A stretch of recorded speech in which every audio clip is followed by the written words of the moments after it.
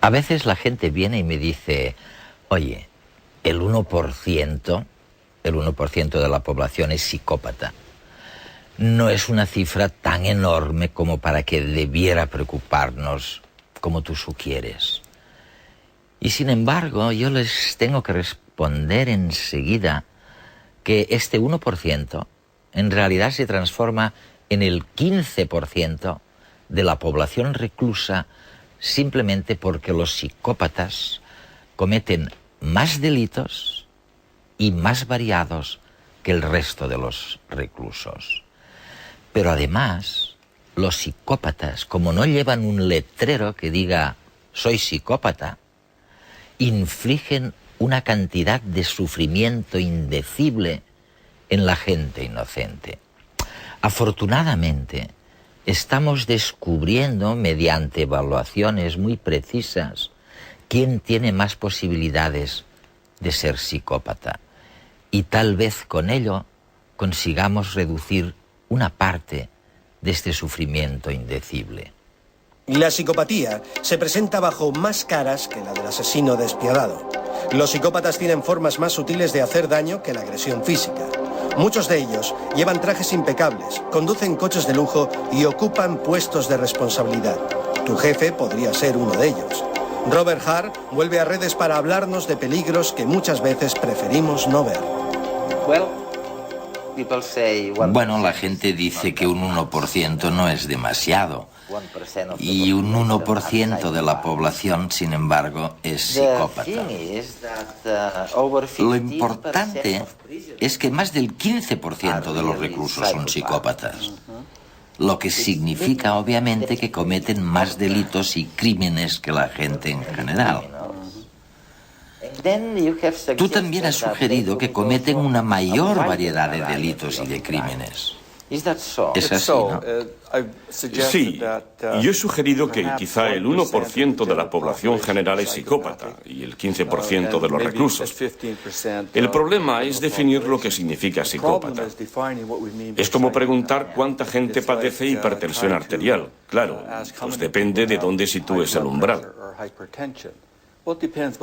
Y tradicionalmente, en la investigación y la práctica de Norteamérica, se define al psicópata como alguien que puntúa 30 de 40 en esta escala de 40 puntos que he creado, el test revisado de evaluación de psicópatas. Y si partimos de esto para definir la psicopatía, y no es una definición mágica en absoluto, sino un instrumento de trabajo práctico, entonces alrededor del 1% de la población general... Resulta que lo es.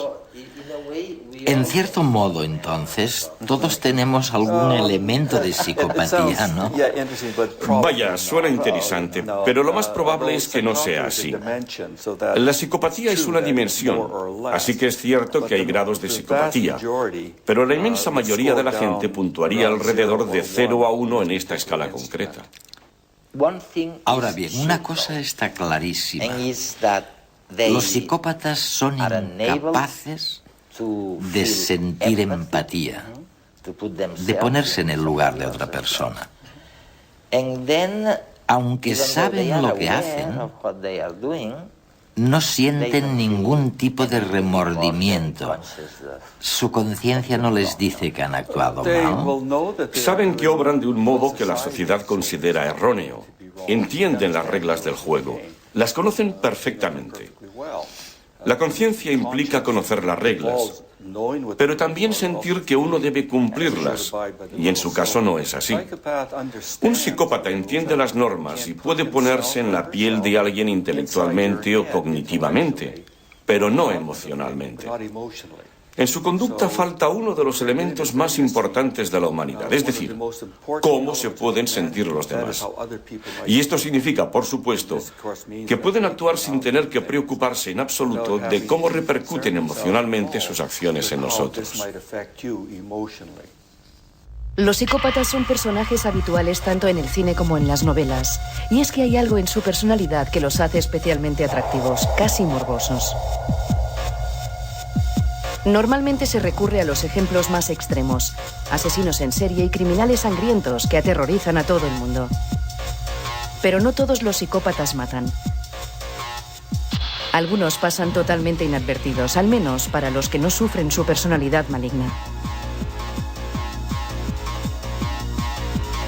Podemos encontrar psicópatas en cualquier sitio.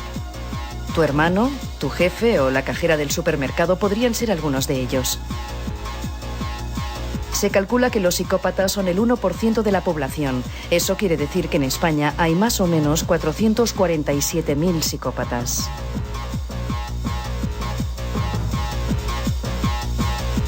A pesar de ser un porcentaje pequeño, puede llegar a influir muchísimo en el resto de la sociedad. Solo hay que fijarse en los grandes fraudes financieros que han arruinado a miles de personas. Detrás hay una mente psicópata. Alguien a quien no le importa dejar a familias enteras en la bancarrota.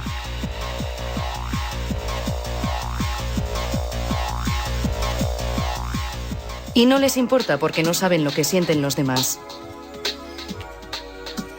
Los psicópatas no tienen empatía. Son incapaces de ponerse en la piel de los otros. Pueden entender cómo piensas, pero nunca podrán entender cómo te sientes. Tampoco tienen conciencia, ni miedo, ni remordimientos.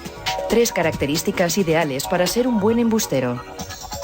Destacan como jugadores de póker, se marcan faroles y permanecen impasibles.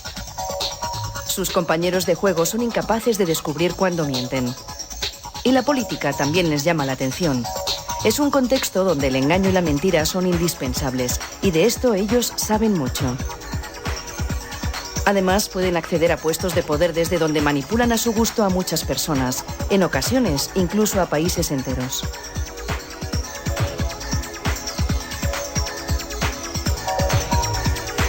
Y a pesar de conseguir sus objetivos, los psicópatas no se dan por satisfechos.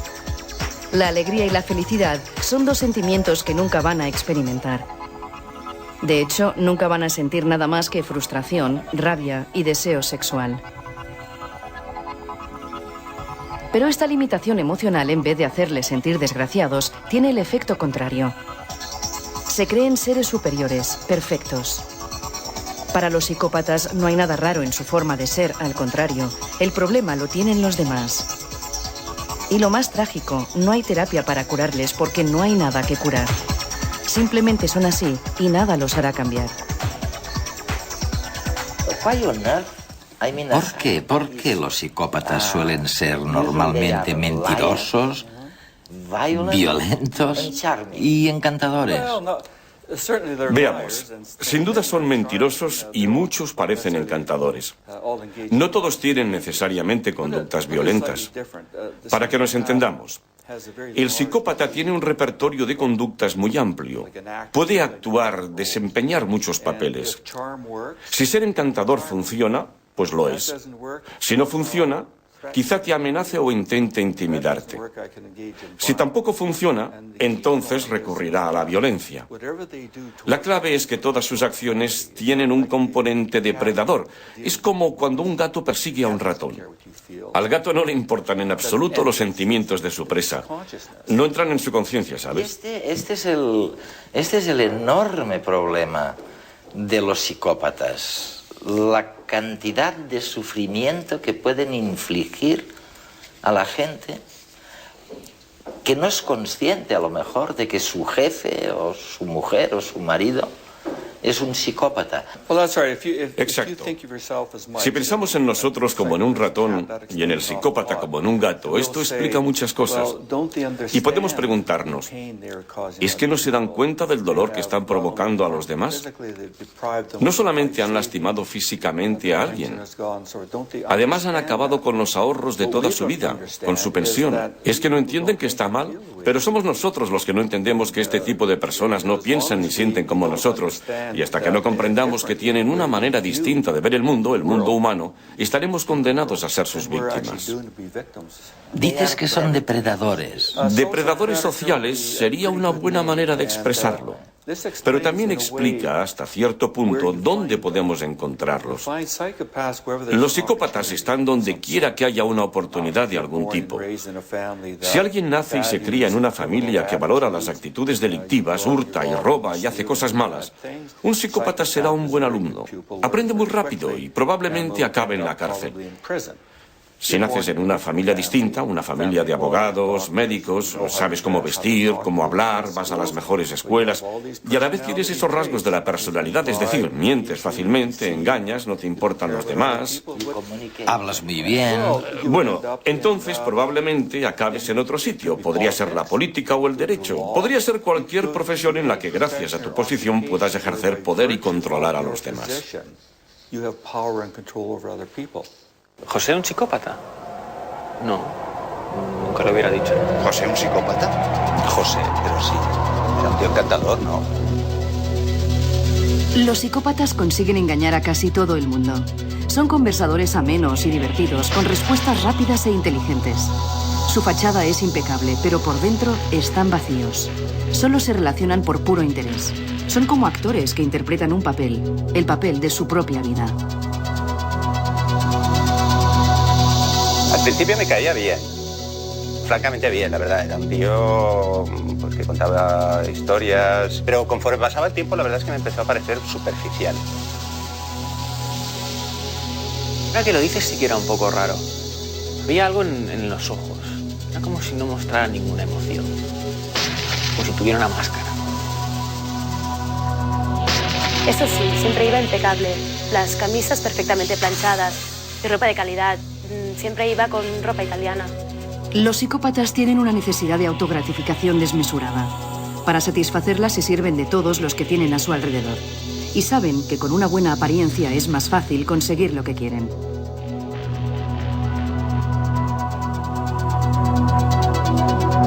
Lo que sí que te diré es que era un tío que tenía bastante cara, muy poco cumplidor. Llegaba tarde y casi a diario además. Lo que pasa es que al jefe parecía no importarle. Siempre se lo pasaba por alto. Son impulsivos y les cuesta mucho cumplir con las obligaciones y los compromisos.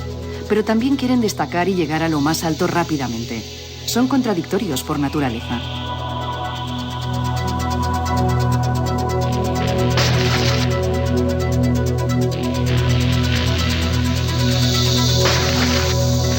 Siempre intentaba destacar, siempre intentaba tirar para arriba, ¿no? Y no le importaba cómo. A mí me tenía amargada. Siempre pedía los informes a última hora y larguísimos. Y luego se colgaba en las medallas. Los psicópatas identifican a los más vulnerables y se aprovechan de ellos. Ven a las personas como simples objetos que les pueden beneficiar y no sienten ningún remordimiento. Es más, para ellos, el débil también es un imbécil, alguien que está pidiendo a gritos que le exploten.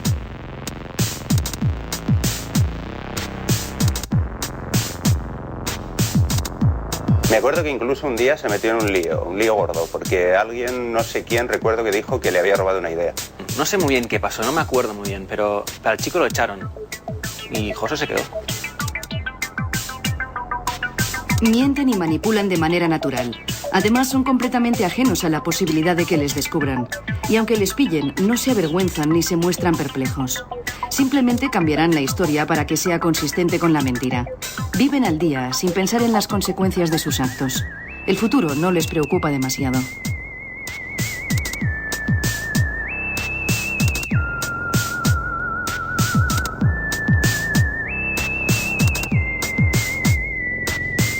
A mí me engañó totalmente, pero me entendía y me comprendía tan bien. En las relaciones de pareja, los psicópatas también son unos actores magníficos.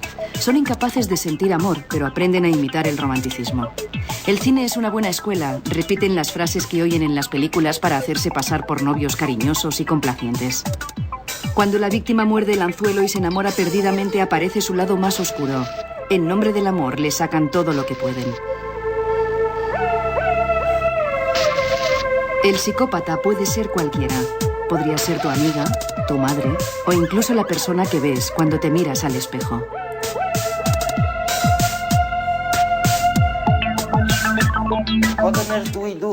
Oye, entonces, ¿qué caray podemos hacer? ¿Cómo sabemos que nos enfrentamos a alguien que supone una amenaza personal? Pues bien, normalmente no sabes que te enfrentas a un psicópata, pero sí que tienes un problema grave. Por ejemplo, Una mujer cuyo marido la maltrata se va con otras, no se ocupa de la familia. Sabe que hay algo que no funciona nada bien. Quizá no utilice el término psicópata porque no lo conoce, y muchos terapeutas, médicos, psiquiatras le dirán que la psicopatía es un mito, que no creen en ese concepto. Y la pobre mujer solo podrá decir, vaya, me enfrento a un mito, pero ese mito me pega una paliza cada noche. Es algo muy extraño.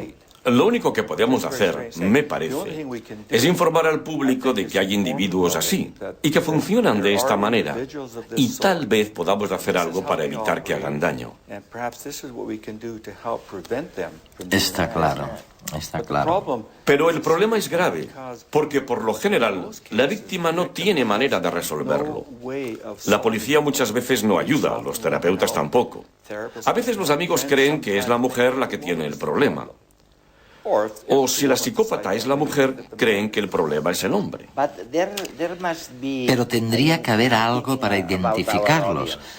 Estoy pensando en nuestros telespectadores ahora, aquí en España y Latinoamérica. Quizá podamos sugerirles algo, de hecho. Tú los sugieres en tu maravilloso libro, Serpientes con trajes. Dices que hay algunos elementos antisociales, afectivos, personales o del estilo de vida que están claramente marcados. Por ejemplo, en la esfera interpersonal, ¿qué crees? ¿Son superficiales, grandilocuentes, modestos? Pueden ser todas estas cosas en momentos diferentes. Hay que pensar en ellos como si actuaran sobre un escenario. Adoptarán el personaje que más les convenga para la situación. Los que lo analicen con detenimiento verán que esa actuación no es demasiado buena, sino puro juego sucio. Pero la gran mayoría no tendrá el tiempo o la energía para ir más allá de la fachada. Creerá que la persona es lo que aparenta. Habla muy bien, te dirá que tiene mucho dinero, que hará cosas fantásticas por ti. Y por supuesto nunca sucede. Pero no solemos ahondar tras la superficie. Es como si el fondo fuera menos importante que la forma. Los políticos son expertos en eso. Más de una vez me he planteado qué pasaría si un político dijera la verdad y solamente la verdad e intentara que le eligieran de ese modo. Cosa difícil. Sí, sería muy difícil. Además, creo que en la política y en el póker hay que mentir, engañar, es parte del juego. No estoy diciendo ni mucho menos que todos los políticos sean psicópatas. Pero si yo fuera un psicópata, si tuviera todas las habilidades sociales necesarias, supiera qué hay que hacer, quizá lo intentaría con la política, porque las oportunidades están ahí. Sería genial. Y de paso, con el estilo de vida, ¿qué pasa? ¿Resulta también muy variable? ¿Tienen los psicópatas un estilo de vida especial? El estilo de vida de la mayoría de los psicópatas consiste en buscar nuevas oportunidades, nuevas sensaciones. Buscan estímulos, se aburren con mucha facilidad. Por eso, normalmente no trabajan en el mismo sitio durante demasiado tiempo. No se pasan muchos años en una pequeña empresa con el objetivo de llegar a dirigirla. Lo que hacen es buscar otras oportunidades en lugares más grandes en los que saciar sus ansias. Tienden a ser bastante impulsivos, pero de una manera controlada. Cambian de trabajo rápidamente. No necesariamente se lían a puñetazos, aunque podrían hacerlo, pero normalmente no lo hacen. Buscan nuevas cosas por hacer. Y no es lo mismo que con los paracaidistas o los escaladores que asumen muchos riesgos. Exacto. Esta gente lo ha planeado todo. Sabe cuáles son los riesgos y ha decidido que lo que les toca es asumir el riesgo e intentar superarlo. Los psicópatas lo hacen de una manera natural, asumen riesgos, pero por lo general lo hacen a costa de otra persona. Si él pierde, tú pagas por ello. Y, por supuesto, son antisociales. Bueno, antisociales en el sentido de que no se acogen a las reglas de la sociedad. Mucha parte de su conducta podría considerarse legal, y a menudo lo es, porque saben operar dentro de los límites de la ley. Pero donde mejor se mueven es allá donde los límites son flexibles. Pensemos en una organización de nueva creación, o en la desintegración de la Unión Soviética cuando sobrevino el caos. ¿Qué pasó entonces? O pensemos en la antigua Yugoslavia, cuando todo se viene abajo, cuando las antiguas reglas dejan de ser aplicables. Entonces, moviéndose con agilidad en el escenario, sintiéndose en su salsa, tendremos a un psicópata aprovechándose de la situación. Lo mismo pasa con las empresas. Si impera el caos y las reglas son poco claras, flexibles, el psicópata saldrá adelante extremadamente bien.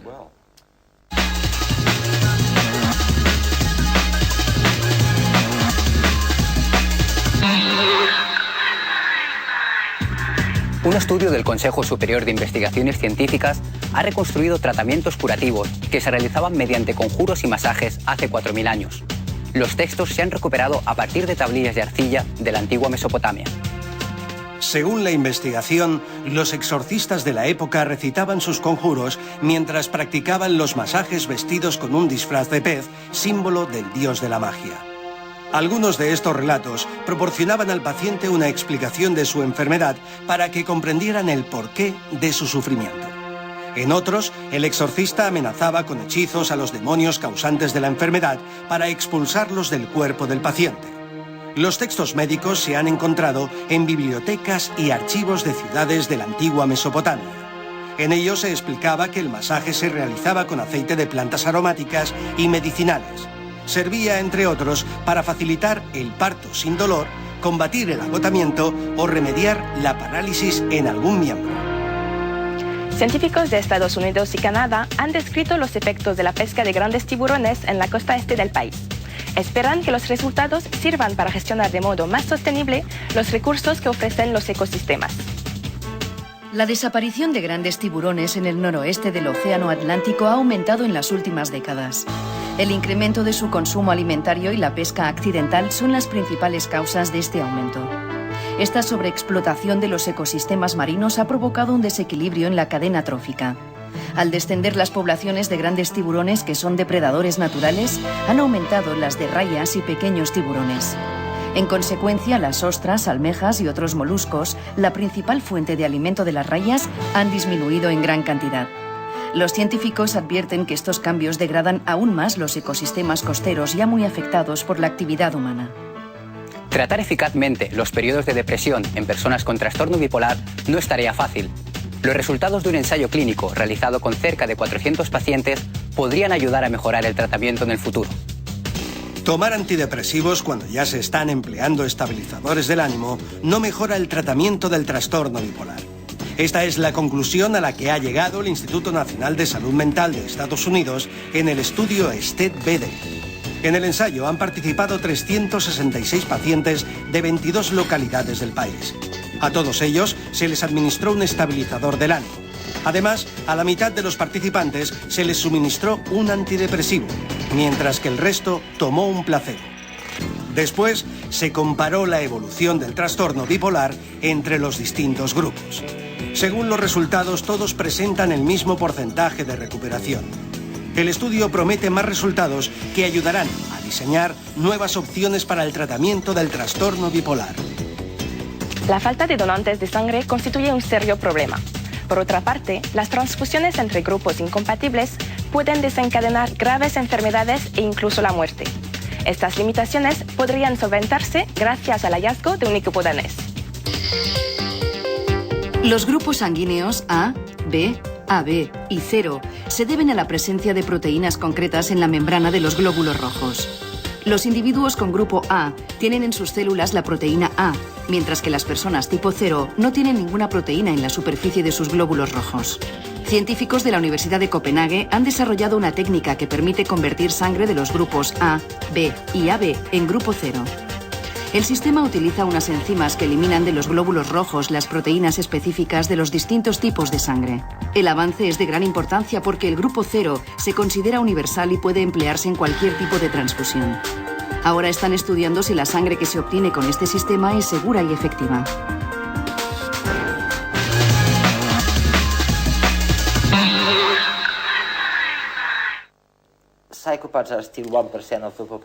Bueno, hemos dicho todo eso y los psicópatas siguen siendo el 1% de la población. Pero este trastorno, o lo que quiera que sea, ¿es una enfermedad mental o no lo es? No.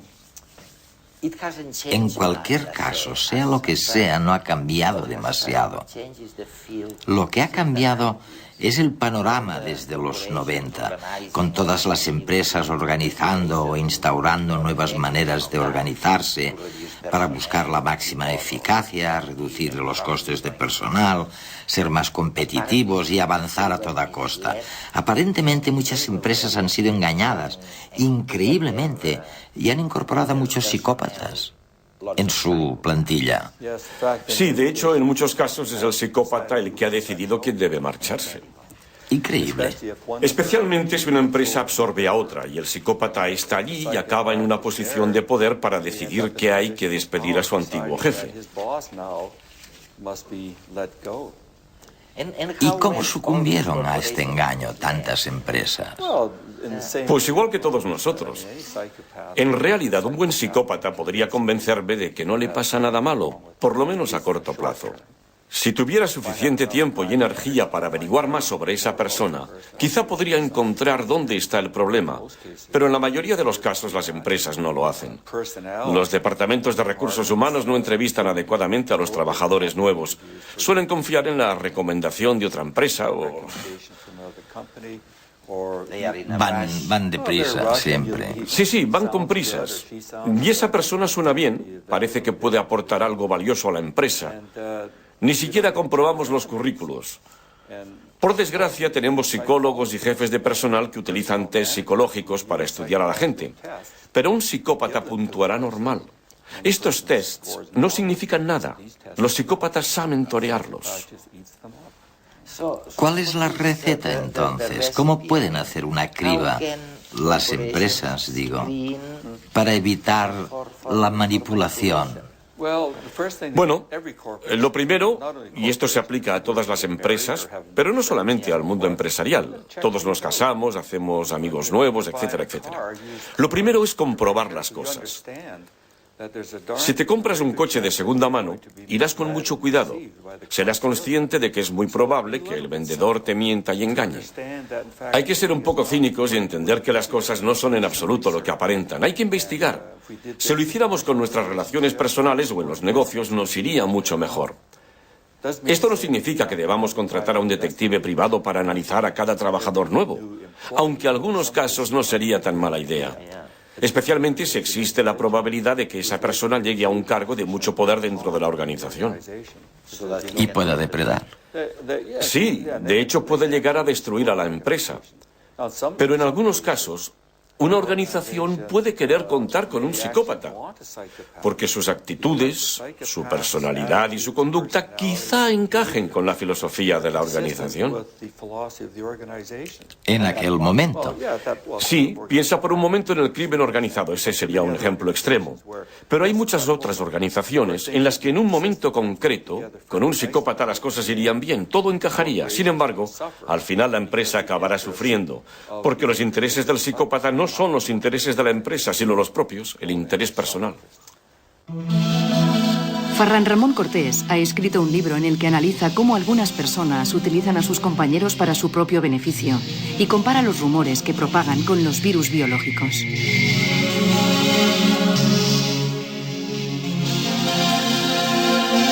En todas las empresas, desde mi punto de vista, en todas sin excepción, hay personas tóxicas. Lo que pasa es que infectan más o menos. El mecanismo que utilizan un virus muy particular que es el rumor. Y a través del rumor, la enfermedad que provocan es la rotura de la comunicación interna y la desestabilización, en muchos casos, de la propia organización.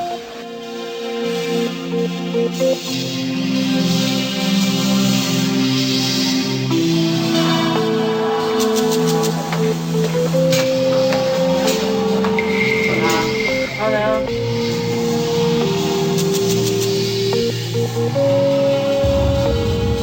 En las epidemias de rumores participan tres tipos de personas. En primer lugar, los reservorios, que son los que lanzan el rumor, llevan el virus dentro y lo lanzan.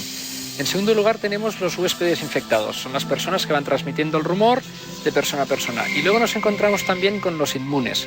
Esta gente son gente a la que llega la infección, pero no la transmiten, no se la hacen suya y son esenciales en las organizaciones para parar precisamente las epidemias.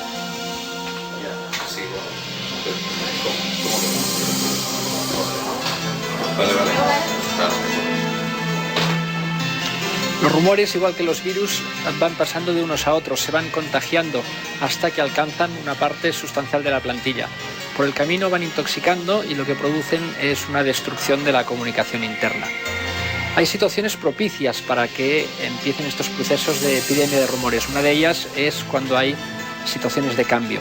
En las situaciones de cambio se generan muchos rumores porque proyectamos nuestros miedos, sobre todo en el peor de los escenarios, en forma de rumores que difundimos a gran velocidad.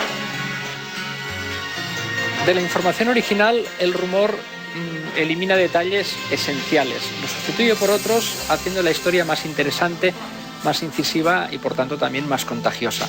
Es lo que es la mutación, que igual que ocurre con los virus, en cada mutación ganamos un estadio en virulencia.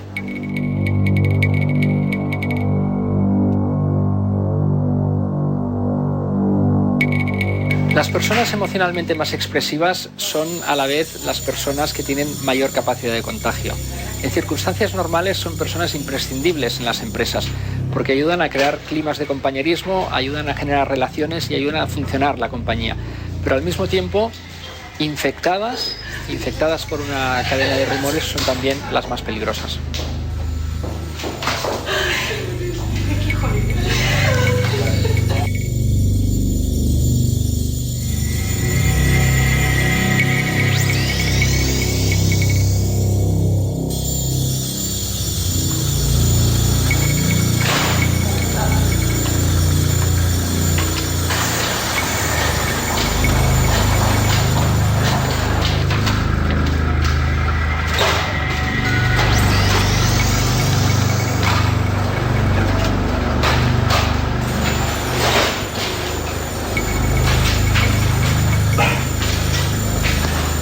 Ante una epidemia de rumores es muy importante identificar el origen, de dónde parte, quién es la persona que lo ha difundido.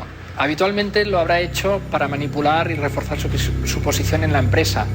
Y es muy importante saber que no siempre va a dar la cara.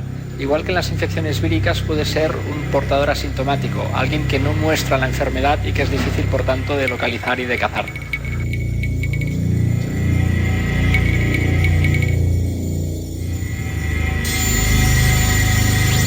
Al igual que en otras infecciones víricas, aquí también existe la posibilidad de tener una vacuna. La vacuna que yo propongo son un conjunto de actuaciones que lo que quieren es reforzar la confianza entre la gente. Con confianza se produce inmunidad y los rumores llegan porque siempre están allí, pero no calan y no dañan a la organización. ¿La psicopatía tiene causas genéticas o depende del entorno? Pues de hecho ambas cosas, aunque probablemente los genes influyen más que el entorno. Este debate ha estado vigente durante mucho tiempo y seguirá estándolo, especialmente en este ámbito. Porque la pregunta que se hace la gente es, ¿el psicópata nació malvado o se volvió malvado? Sí. Y la respuesta es una combinación de ambas cosas. No existe un gen para la psicopatía. No. No lo hemos descubierto todavía. Con el tiempo quizá encontremos una combinación de genes que expliquen la conducta. Pero lo que sí tenemos son buenas pruebas científicas de que hay factores genéticos muy fuertes que entran en juego. ¿Y esto no plantea problemas jurídicos muy serios? Es decir, si es algo marcadamente genético, ¿cómo podemos culparlos por lo que han hecho? Si es tan claramente genético, ¿cómo les podemos culpar? Bueno, hay muchas otras cosas que se deben a componentes genéticos. Por ejemplo, la inteligencia. Hay personas que por naturaleza no son muy listas, pero seguimos responsabilizándolas de sus actos y entienden las reglas del juego. Lo mismo sucede con la psicopatía. Esto se ha debatido varias veces en Estados Unidos y el argumento que se esgrime es que los psicópatas no juegan con todas las cartas porque les falta algo. Les falta la capacidad de entender que lo que hacen tiene consecuencias emocionalmente devastadoras sobre los demás. Y hay quien dice, bueno, quizá no sean responsables porque carecen del componente emocional. Pero ese argumento no ha prosperado. Y la ley, en Estados Unidos por lo menos, dice que si conoces las reglas del juego y sabes distinguir el bien del mal, entonces puedes ser procesado. Eres responsable de tus actos.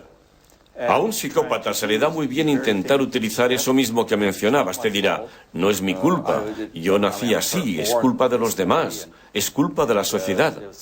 Pero no es verdad, toman sus propias decisiones. Bueno, ya los hemos identificado, más o menos. Cometen un delito o un crimen y los ponemos en la cárcel. Sí. ¿Y luego qué hacemos? Tú tienes enorme experiencia, has analizado varios centros penitenciarios por todo el mundo. ¿Qué hacemos con ellos? Pues normalmente lo que hacemos no es lo adecuado. Para los delincuentes y criminales tenemos programas de tratamiento o programas conductuales e intentamos que todos obedezcan las mismas reglas utilizando las mismas técnicas. Pero con los psicópatas no funciona, porque la mayoría de estas técnicas se basan en la emoción, la capacidad de experimentar ansiedad, miedo, remordimientos, todas tienen bases emocionales. Y con un psicópata es un método equivocado. Si le dices a un psicópata, lo que haces está poniendo en peligro a otras personas, les estás haciendo daño, tienes que cambiar, pues te dirán, de acuerdo, cambiaré. Pero será una respuesta superficial, porque en su foro interno esa persona pensará, ¿y por qué debería cambiar? Yo estoy bien. Si eso no funciona, ¿cómo deberían ser entonces los programas? Pues lo primero que deberíamos hacer es desconfiar muchísimo de todos los psicópatas que de repente afirmen sentir empatía.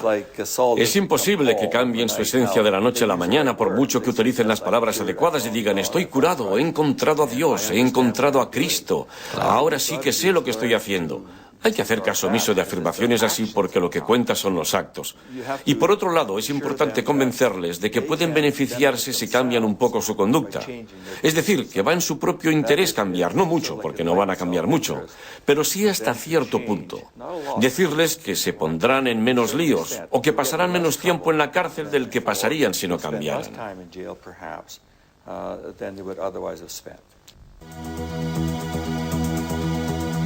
El psicólogo Robert Hare es el creador del examen psicológico más utilizado del momento para identificar a psicópatas, la escala Hare. En este método se evalúa si un individuo cumple algunos de los 20 criterios establecidos en la escala Hare.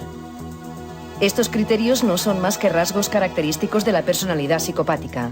Algunos ejemplos de ellos son la falta de empatía, el encanto superficial o un egocentrismo extremo. Para llevarla a cabo, el paciente es sometido a un cuestionario estructurado. Es entonces cuando el evaluador concede para cada criterio 0, 1 o 2 puntos en función de si el paciente no lo cumple, lo hace parcialmente o lo cumple en su totalidad. Tras el test, el evaluado adquiere una puntuación final que varía de 0 a 40, considerándose psicópatas a los individuos con calificaciones superiores a 30. Recientemente se ha desarrollado una nueva prueba para detectar si la percepción de la violencia varía entre criminales psicópatas y aquellos que no lo son. Su resultado ha sido un éxito y tan solo 10 minutos parecen suficientes para reconocer individuos con trastornos psicopáticos. Este examen sencillo obliga al evaluado a clasificar palabras en agradables, desagradables, violentas o pacíficas. Por ejemplo, ¿es la palabra sangre agradable o desagradable? Y matar, ¿se cataloga como violenta o pacífica? El tiempo requerido para asociar términos tanto de forma correcta como errónea parece ser mucho menor en psicópatas, dejando constancia de la concepción anómala que poseen de la violencia.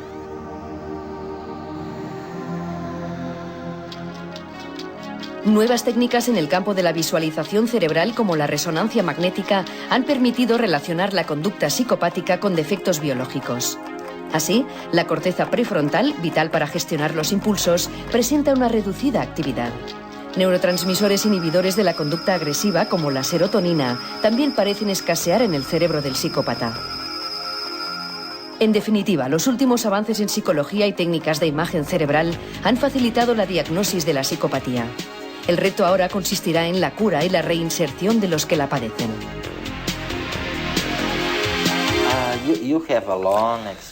Cuentas con una larguísima experiencia, has trabajado muchísimos años en este campo. Y ya sé que es muy difícil responder a la pregunta que te voy a hacer, pero ¿crees que la cantidad de sufrimiento de la gente corriente a manos de esos instintos depredadores de los psicópatas ha aumentado con el tiempo? ¿O te imaginas que hace años era mucho peor? ¿En qué punto estamos? Ahora tenemos tu escala para medir. Hemos empezado a darnos cuenta de que son diferentes. ¿Está mejorando la situación? No sabes cuánto me gustaría saberlo. Todo funciona por ciclos. Si nos remontamos a la Baja Edad Media, cuando proliferaban las ciudades-estado, cada pueblo era un estado. Y eso a menudo entrañaba peleas, asesinatos, saqueos, violaciones constantes y, por supuesto, allí encajaba perfectamente el psicópata. De hecho, por aquel entonces el psicópata probablemente se consideraba un verdadero héroe. Era alguien que sacaba el trabajo adelante. Creo que lo mismo sucede ahora. Hay muchas situaciones en las que los psicópatas realmente pueden prosperar. Uno de los problemas que tenemos ahora es que, como sociedad, a través de las películas y la televisión, lo que hacemos en cierta medida es promover el estilo de vida psicópata. Estamos transmitiéndole a una nueva generación que así es como se hacen las cosas y que además es fantástico. Que es eficaz, Sí, en las películas y la televisión, el principal ingrediente es la violencia. Y se trata de violencia depredadora. Violencia a sangre fría, sin pasión. Se actúa contra los demás sin ningún tipo de preocupación por ellos, sin sentimientos de remordimiento o de culpabilidad. Y los niños lo ven. Los jóvenes lo ven. Y gran parte de este material se convierte en un modelo a imitar, un guión sobre cómo actuar. Tal vez les cueste comportarse así, pero con el tiempo aprenden. Déjame darte un ejemplo. En Estados Unidos, hace 9 o 10 años, hubo un periodo en el que los chavales jóvenes, de 14 o 13 años, solían reunirse en grupo y pegarle una paliza a otro chaval. Le pegaban patadas, le acosaban, le humillaban. En Canadá nunca había pasado nada similar, hasta que apareció en la televisión. Al cabo de 2 o 3 meses ya teníamos casos como ese. Casos de acoso escolar o bullying, ¿no? Acoso, palizas, humillaciones, se había convertido en un modelo para los niños. Por eso creo que lo que sucede ahora en nuestra sociedad es que el número de casos de la psicopatía tal vez no esté aumentando, aunque quizás sí, no estoy seguro. Pero sin embargo a un psicópata le resulta mucho más fácil expresarse que antes, porque lo que antes se consideraba poco ético, inmoral o antisocial ahora se convierte en la norma. Pasa a estar bien. Todo se reduce a pensar ante todo en uno mismo.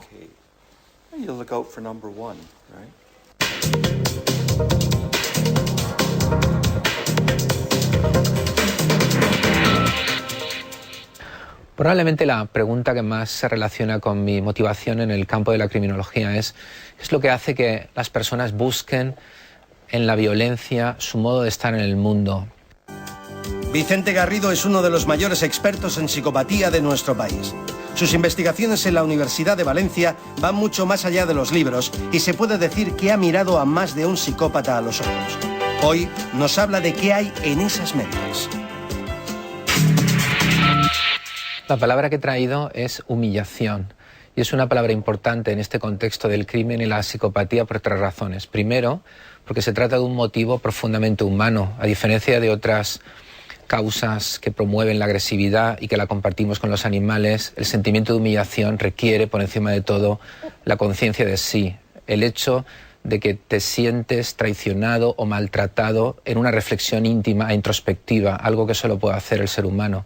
En segundo lugar, es importante porque es probablemente la motivación más fundamental para el crimen violento. Y en tercer lugar, aunque de una manera más aproximada, porque mi teoría es que los asesinos en serie matan porque no quieren ser lo que son y cuando matan intentan ser otras personas y en buena medida se sienten humillados del rol que ahora desempeñan, por eso quieren construir una nueva realidad y por eso se convierten en asesinos en serie. El placer viene del desquite, viene de la venganza. La venganza es un plato que se sirve frío. La venganza te produce un equilibrio. Acabas de poner tablas en una situación en la que tú estabas perdiendo.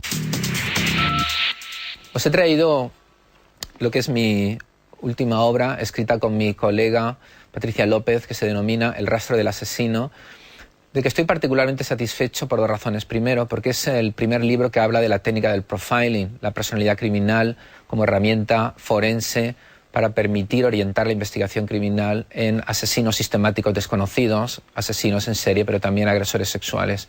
En segundo lugar, porque es un estudio en profundidad de 5 asesinos en serie que en los últimos años han marcado la criminología casuística en España. Y hay un estudio analítico de cómo se llevó a cabo la investigación en tiempo real, las pistas, los problemas, las dificultades, cómo se capturaron. Y luego hay un estudio muy profundo sobre su mente, por qué hicieron lo que hicieron, por qué planificaron los crímenes de esa manera, qué pretendían conseguir, y un estudio utilizando la técnica del profiling que nos descubre la mente y las características fundamentales de la personalidad de estos sujetos.